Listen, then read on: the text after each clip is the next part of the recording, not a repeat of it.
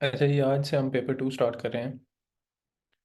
और पेपर 2 में आपके पास है बेसिकली 4 पार्ट हैं। पहले पार्ट में इसकी बेसिक्स हैं। और मोर और लेस आपके ना ज़्यादा ज़्यादा टाइम ज़्यादा पेपर ए पे लगाने का मकसद यही था कि हमको जो थोड़ा बहुत अच्छा हम उसको कर सकते हैं वो करें। क्योंकि उसके बाद ज़्यादातर आपने देखा होगा कि रेपिटेशन है। चीज़ें आपके पास क्या हो रही हैं, रिपीट हो रही हैं।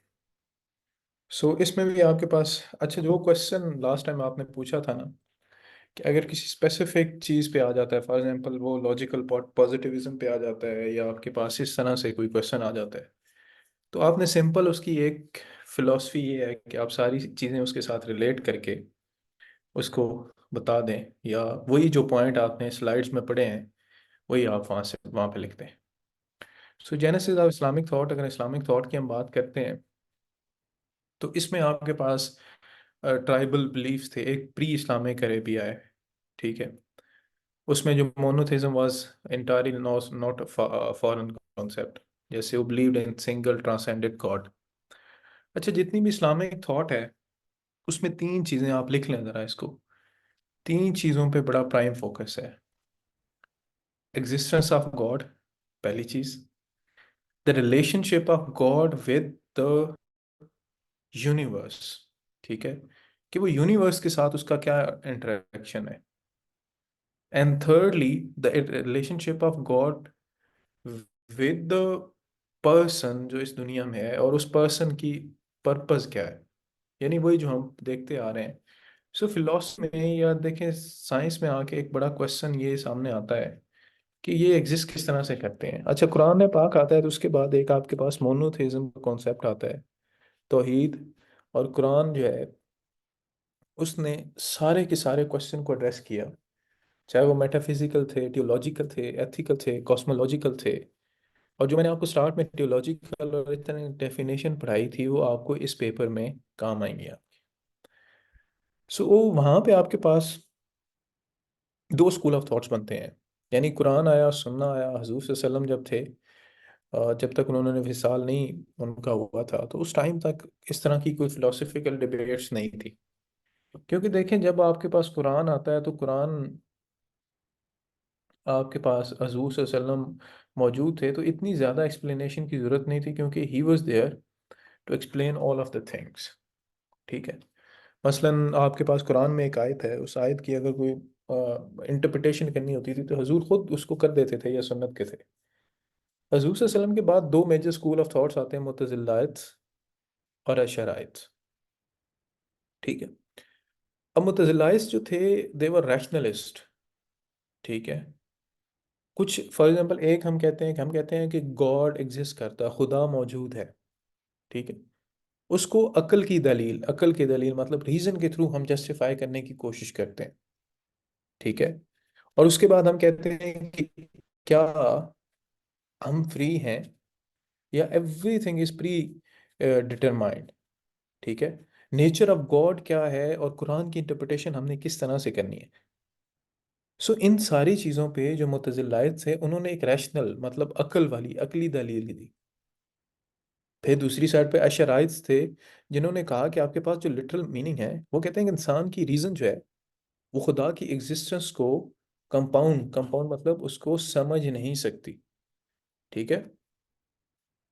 सो इस वजह से कुछ फिलोसफर्स थे जिनमें अलफराबी था, फिर उसके बाद इब्न सीना था, अल गजाली, जिन्होंने इसको बयान करने की कोशिश की।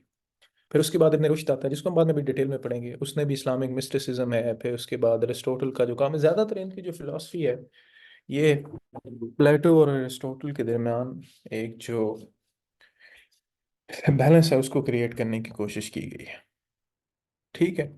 सो इस्लामिक ये आपने उसमें लिख देना है, अभी हम दोबारा इसको पढ़ेंगे तो आप उसको दोबारा आ जाइएगा। अच्छा, सबसे पहले मुतज़िलाइट्स की बात करते हैं। मुतज़िलाइट्स कहते हैं कि आपके पास जो गॉड है उनके 5 प्रिंसिपल्स थे। तौहीद, वननेस ऑफ गॉड, वो कहते हैं, इसको लिखते जाएं साथ साथ, या आपने लेक्चर दोबारा सुन के इसको लिखना है आपने। मुतज़िलाइट्स ये कहते हैं कि द एब्सोल्यूट वननेस, कि गॉड और ये जो दुनिया है ये दोनों सेम है एंड यूनिकनेस ऑफ गॉड। ठीक है, कि उन्होंने कोई भी जो एंथ्रोमॉर्फोलॉजिकल है या कॉर्पोरल जो हमारी तरह से जो बीइंग के हैं, उन्होंने कहा कि आपके पास, जस्ट अ सेकेंड, कि उन्होंने कहा आपके पास कि कोई भी आपके पास जो गॉड है, बिल्कुल मतलब जो हम ह्यूमनली उनके साथ हम अस्क्राइब करते हैं, वो उस तरह से हम नहीं कह सकते। सो तौहीद, वननेस ऑफ गॉड, नेचर मतलब God and universe they are the same. Then they gave the idea of अदल, जस्टिस ऑफ गॉड। उन्होंने कहा कि Mutazilites believe that God is just and humans के पास क्या है, फ्री विल है। ठीक है, अब इसमें आपको एग्जांपल ये देता हूँ कि फॉर एग्जांपल वो कहते हैं कि आपके पास अगर every everything is pre determined, हमारी हर चीज पहले से अल्लाह ताला ने बनाई हुई है, तो इसका मतलब है कि जो जन्नत है और दोजख है वो नहीं होनी चाहिए। तो वो कहते हैं इंसान के पास फ्री विल है, अच्छाई और बुराई के दरमियान चूज कर सकते हैं। ठीक है, अच्छाई और बुराई के दरमियान चूज कर सकते हैं, इसी वजह से इंसान अल्लाह ताला का जो अदल है वो होगा। That human actions are generally their own and that God's justice requires rewarding good deeds and punishing evils one. ठीक है, फिर इसमें दूसरा आता है promise and threat, al-wahadul wahid, that God promise of reward for obedience and threat for punishment for disobedience are to be taken literally।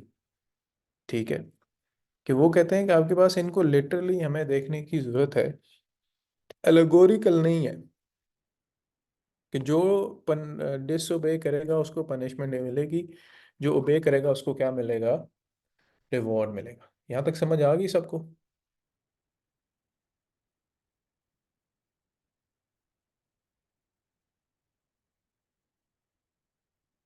समझ आ गई यहाँ पे? कोई साथ साथ चल रहे हैं ना सारे? अच्छा, उसके बाद आता है अल मंजिला बयान अल मंजिलतैन, इंटरमीडिएट पोजीशन। वो कहते हैं कि मुतज़िलात जो हैं held a middle ground between extremes of absolute predestination possibility. वो कहते हैं आपके पास कि हमें जो मिडिल ग्राउंड देखना पड़ेगा, यानी अकल और इंट्यूशन, यानी अकल और मतलब हम जो एक सूफीज़्म में आगे जाके वहदतुल वजूद शहूद भी पढ़ेंगे कि आपके पास दो जो एक्सट्रीम्स हैं, कि इंसानी अकल से खुदा बाहर है और इंसानी अकल के खुद में खुदा आ सकता है। सो इन दोनों के दरमियान हमें लेके चलना पड़ेगा। फिर अल अल अमर बिल मारूफ व नही अनिल मुनकर, believe that duty of Muslim is to promote virtue and discourage vice in society. और ये इस्लामिक एथिक्स और सोशल रिस्पॉन्सिबिलिटी जो है इसका एक कंपोनेंट है। ठीक है, सो मुतज़िलाइस जो थे उन्होंने सबसे पहले रोल ऑफ रीज़न जो है वो किया in understanding in interpreting religious text and ethical principles. Then they talked about objective morality. ठीक है, वही जो कांट ने बात की थी ऑब्जेक्टिव मोरालिटी, कि ये नहीं है, सब्जेक्टिविटी नहीं है, मोरालिटी को हम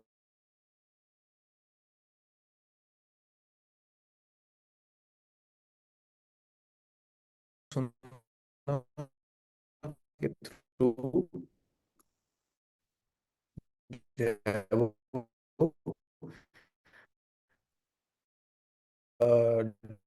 डिफाइन करना पड़ेगा।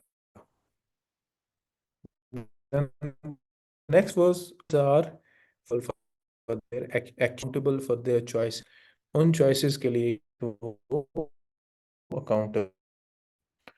उसके बाद क्या है, ultimate of attainment of happiness and moral perfection. ठीक है, कि हमारा इस एथिकल अचीव।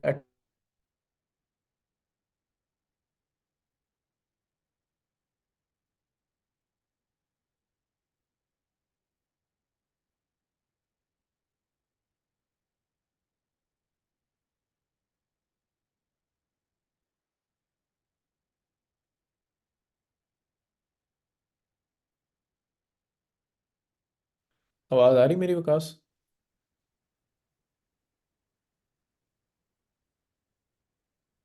विकास आवाज आ रही है? आवाज आ रही जी मेरी सर, को? आ रही है। आ ओके रही है आवाज? Okay okay.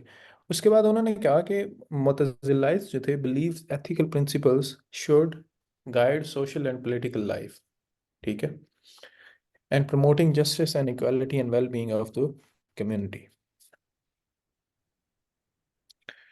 फर्दरमोर जो आपके पास इन्होंने एक डिवाइन कमांड थ्योरी दी थी। The Mutazilites' moral values are ultimately grounded in divine commandments of God. However, they rejected the idea that God's commands are arbitrary and irrational. तो उन्होंने कहा कि ये जो आपके पास मॉरल वैल्यूज हैं, जो एथिक्स हैं, उसमें रीजन तो होनी चाहिए, but they must be seen from God's perspective, ठीक है। और कॉन्सिक्वेंशलिज्म दैट कि हम जो भी एक्शन करेंगे, ठीक है, जो भी एक्शन करेंगे गुड और बैड, उसके कुछ ना कुछ कॉन्सिक्वेंसेस होंगे in this world and in the world hereafter, ठीक है। सो उसमें उन्होंने कहा कि therefore there is a need of moral education and cultivation of ethical awareness and sensitivity from a young age, ठीक है, while these resulting in harm were considered blameworthy. सो मुतज़िलाहित्स के जो 5 प्रिंसिपल हैं reflect a sophisticated and rationalistic approach to Islamic theology and ethics.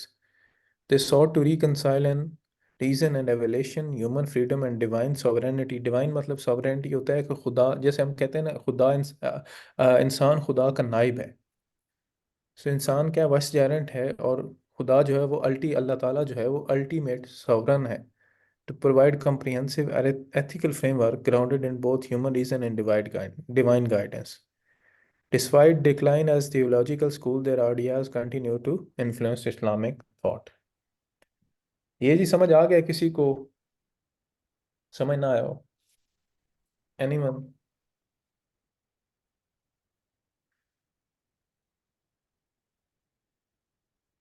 कोई question किसी का? Okay जी।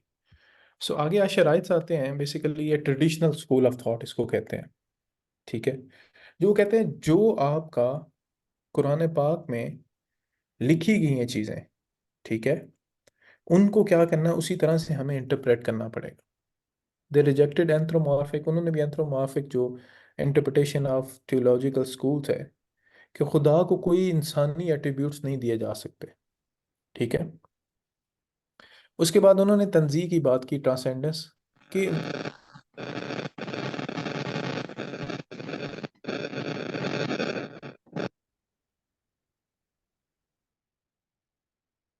आवाज भाई नहीं आ रही सर आप? आवाज़ नहीं आ रही? आवाज़ नहीं आ रही? क्लियर? समन अरसलान, आवाज़ नहीं आ रही? Am I audible? सही है सर, ऑडिबल है, ऑडिबल है। अभी आ रही है सर बात।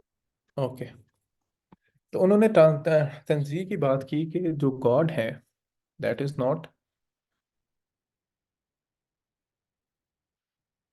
एक मिनट just a second.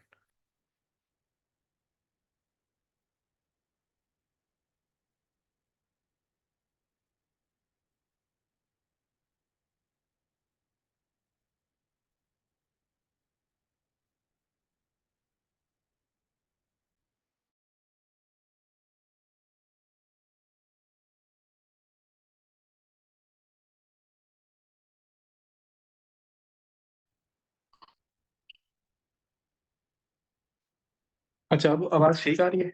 M I audible? जी जी, क्लियर। ओके।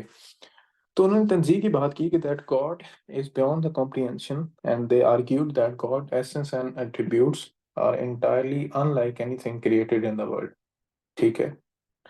उसके बाद नेगेशन ऑफ एंथ्रोमॉर्फिज्म के जो कॉर्पोरियल एट्रीब्यूट्स हैं, हम कहते हैं खुदा सोता है या खुदा मतलब जो भी हम इंसान करते हैं, कि God in likening God to his creation which is unacceptable in Islamic theology.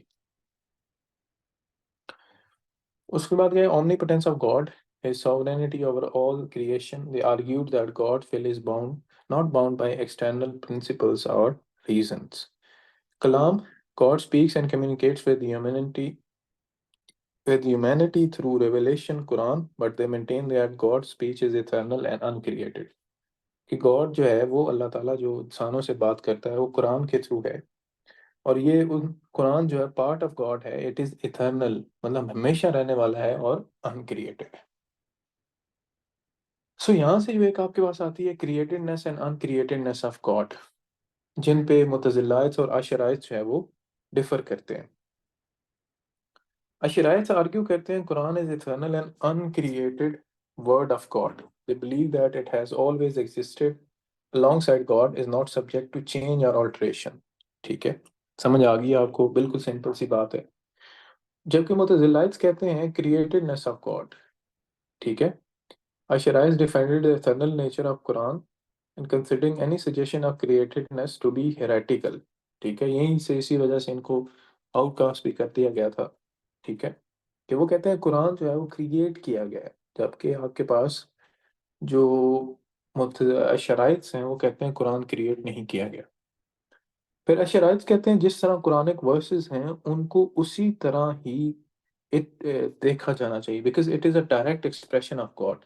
ठीक है, सो लेकिन वो कहते हैं कि आपके पास उसको डायरेक्ट नहीं, उसके लिटिल मीनिंग में के अलावा भी हम जा सकते हैं। उसके बाद ह्यूमन फ्रीडम पे उन्होंने बात की है। मुतज़िलाइट्स कहते हैं कि ह्यूमन फ्री विल है। Asharites lean towards form of divine determinism. उन्होंने कहा कि हर चीज़ पहले से प्री डिटरमाइंड है। Everything including human actions is predestined by God eternal knowledge. उसके बाद क्या है कि ह्यूमन के पास लिमिटेड फ्री विल है। ठीक है, तो वो कहते हैं अल्टीमेट कंट्रोल गॉड के पास है, बट ह्यूमंस क्या हैं, free to act within the limits set by divine degree, but they can not change their destiny. अच्छा, हम इसमें अरसलान अब्बासिद और वो नहीं देख रहे, हम वो बेसिकली पीरियड बाद में ही आ जाता है, बट हम इसको सिर्फ ऐसे सिंपल वे में देख रहे हैं कि दोनों किस बात पे बिलीव करते थे और डिसएग्री करते थे। उसके बाद जो है अशराइट्स हैं divine will or human acquisition. They argued that while God is the ultimate cause of everything, humans are morally responsible for their action. They acquire them through their intention and choices।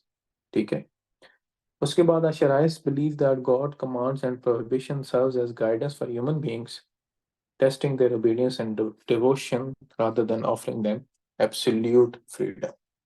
ठीक है, so createdness, uncreatedness, human freedom, जो आपके पास reasoning है, इन सब को सामने लाते हुए मुतज़िलाइट्स और जो अशराइट्स हैं ये आपस में डिफर करते हैं। अच्छा, इस पे मैं ना आपके साथ एक रिसर्च पेपर शेयर करूंगा, कोई 8 से 9 पेजेस का है, वो आपने पढ़ लेना है और इसमें नोट्स जो हैं वो ऐड ऑन कर लेने हैं। अच्छा, मुतज़िलाइट्स क्या है कि emphasize the role of reason अकल in understanding the, just a second,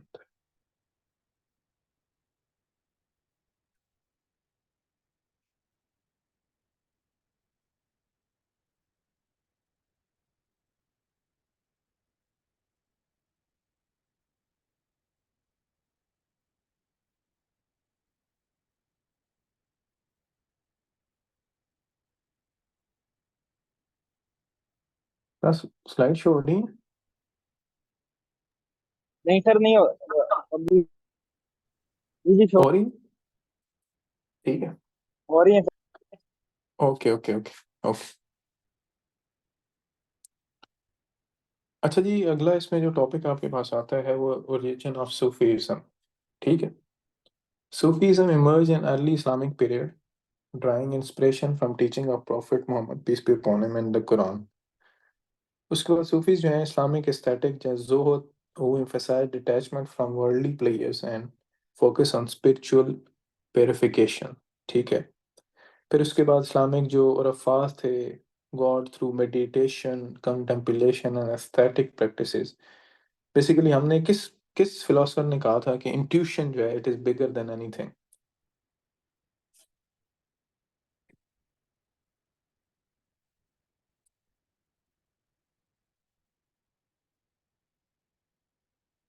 कुछ याद आ रहा है?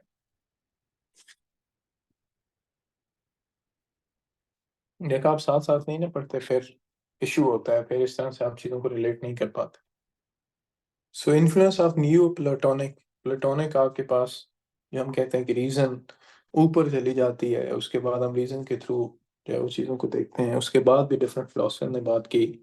फिर जो मेन इसमें स्टार्ट होता है इब्न सीना और इब्न अरबी से आपके पास आता है। सूफीज़्म ज़्यादातर एम्फसाइज किस पे बात करता है, वो absolute oneness and unity of God. ठीक है। देन दे मतलब हकूकुल्लाह और हकूकुल इबाद को अलग अलग करते हैं। कहते हैं कि हुकुल इबाद को भी पहले पूरा करना चाहिए। देन दे शो स्ट्रॉन्ग एफेसिस इश्क for God, highest form of devotion and key to spiritual realization.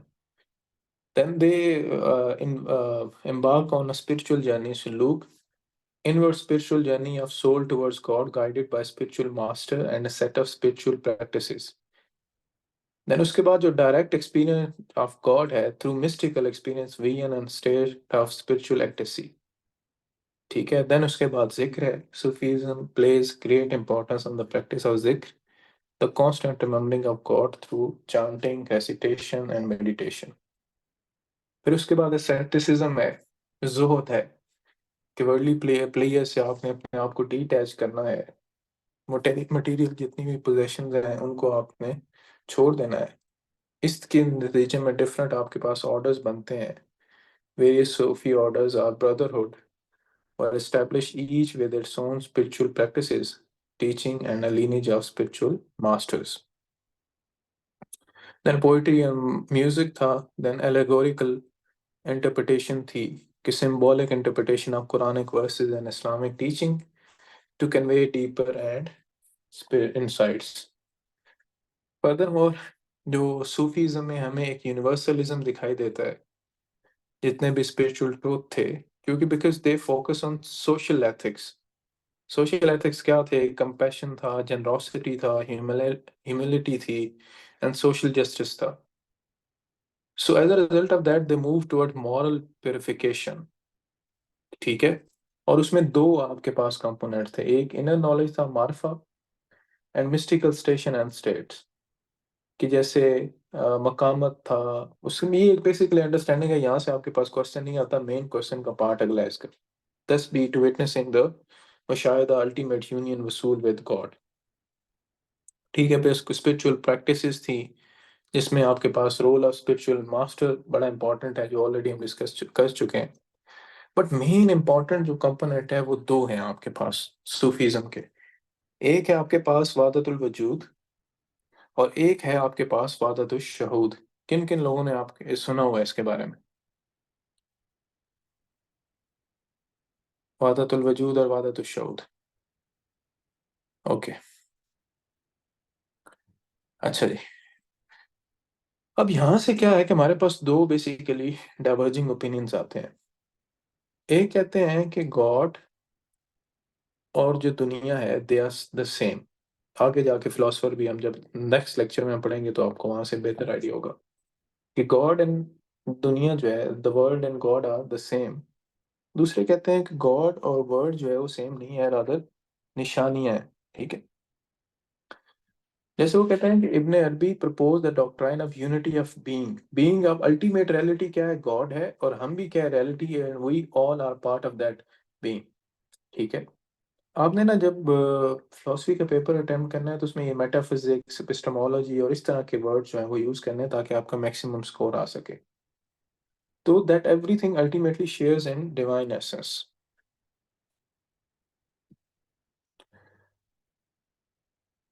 इसमें हम, हाँ जी, ये वादतुल शहूद वजूद आ गया। वादतुल वजूद proposes that fundamental oneness and unity of all existence. Everything that exists is manifestation or expression of divine reality. ठीक है। और इसको प्रपोज किसने किया था? आपके पास इब्न अरमी ने, who articulated and elaborated on the concept in his writing. What did he say? Said he said उसने कहा कि आपके पास जो डिवाइन एसेंस है, जिसको धत्व कहता है, is considered the ultimate and only true reality. All other beings and phenomena are viewed as reflection, emanation and manifestation of this divine essence. तो ये बात किस फिलोसफर ने की थी? आपके पास ही थ्योरी ऑफ कहाँ से निकलती है, जरा इसको याद करें। इससे मिलती जुलती बात किसने की थी?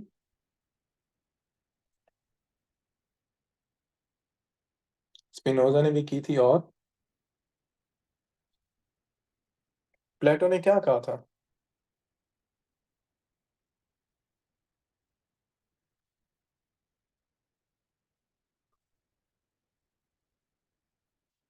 फिर उसके बाद वो नॉन ड्यूअलिज्म की बात करता है, जहां से प्लेटो से वो डाइवर्ज करता है कि आपके पास, वो कहता है कि यूनिटी है, इंटरकनेक्टेडनेस ऑफ ऑल थिंग्स है, इसमें ड्यूअलिज्म नहीं है।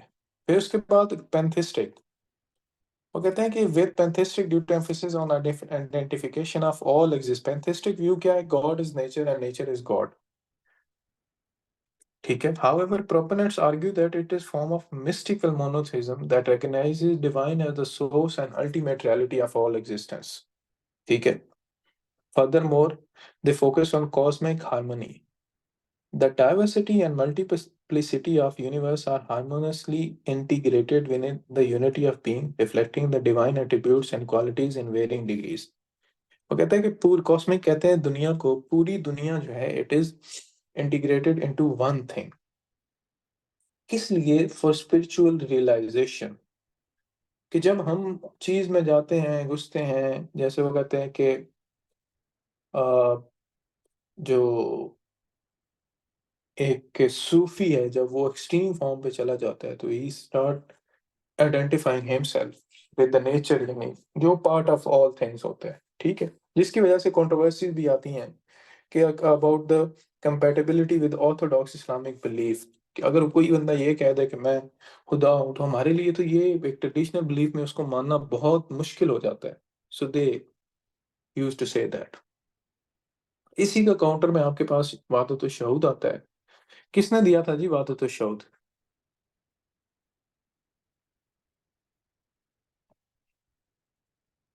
वादत शहूद पाकिस्तान अफेयर में नहीं पढ़ा आपने? मुजद्दद अल अफसानी जी, शेख अहमद सरंदी भी जिनको कहा जाता है, उसमें उन्होंने कहा कि आपके पास गॉड और ये जो दुनिया है, इसमें जो चीजें हैं, इस बेसिकली डुअलिज्म की बात की। उन्होंने कहा कि Wahdat Shahood emphasizes the subjective experience of witnessing the divine presence and manifestation in the world rather than objective। वो कहता है कि ये सारी सब्जेक्टिविटी है, ऑब्जेक्टिविटी इसमें नहीं है। वाई? बिकॉज हम जो एक्सपीरियंस करते हैं वो डिफरेंट है। वो कहते हैं कि इबादत और शहूद जो है represents a different dimension of mystical experience focusing on experiential aspect of divine manifestation. वो कहते हैं perceptual realism, the diversity and multiplicity of the world are perceived as distinct and separate, but they are recognized as being infused with divine presence and meaning। ठीक है। कि वो कहता है कि आपके पास हम, ठीक है, ये कायनात सारी खुदा की तरफ से बनाई गई है, लेकिन यहाँ पे आपके पास जो है, दुनिया में हमारे पास जो निशानियां हैं, ये परसेप्चुअल रियलिज्म है, हमारे सामने रियलिस्टिकली ये मौजूद है। ठीक है। उसके बाद वो कहता है कि आपके पास जो परसेप्शन मिस्टिकल एक्सपीरियंस है, उसके थ्रू हम जो डिफरेंट अवेयरनेस और परसेप्शन है उसको बना सकते हैं, enabling the Sufi to perceive divine in all things and experience. So it results in personal transformation। ठीक है। और फर्दर मोर जो डाइवर्सिटी और कम्प्लेक्सिटी है, ये अलहदा अलहदा नहीं करती, बल्कि ये क्या है कि आपके पास हारमोनी लेके आती है। यानी इन्होंने क्या किया कि वो जो एक मिस्टिसिज्म यानी रॉन्ग परसेप्शन वादतुल वजूद की वजह से आ रही थी, इन्होंने कहा कि सिर्फ और सिर्फ इन सिंपल टर्म में मैं आपको अगर समझाऊं, वादतुल वजूद वाले ये कहते हैं God and world are the same. ये कहते हैं God and world are the same, लेकिन क्या है कि आपके पास जो इस दुनिया में है वो निशानियां हैं खुदा की। ठीक है। सो इसको कम्प्लीमेंट्री भी देखा जाता है, integrates the objective and subjective dimensions of वादतुल वजूद एंड शहूद। ठीक है। ये इसका कंक्लूजन है, इसको देख लीजिएगा। और ये था जी हमारे पहले दो पार्ट। इनमें से दो क्वेश्चन भी आते हैं, या बाज़ औक़ात एक पूरा क्वेश्चन भी आ जाता है। ज़्यादा चांसेस दो क्वेश्चन की होते हैं। ठीक है। यहाँ तक कोई क्वेश्चन है तो पूछ लें, और नहीं है तो फिर हम क्लास एंड करते हैं। समझ आ गया सबको जी?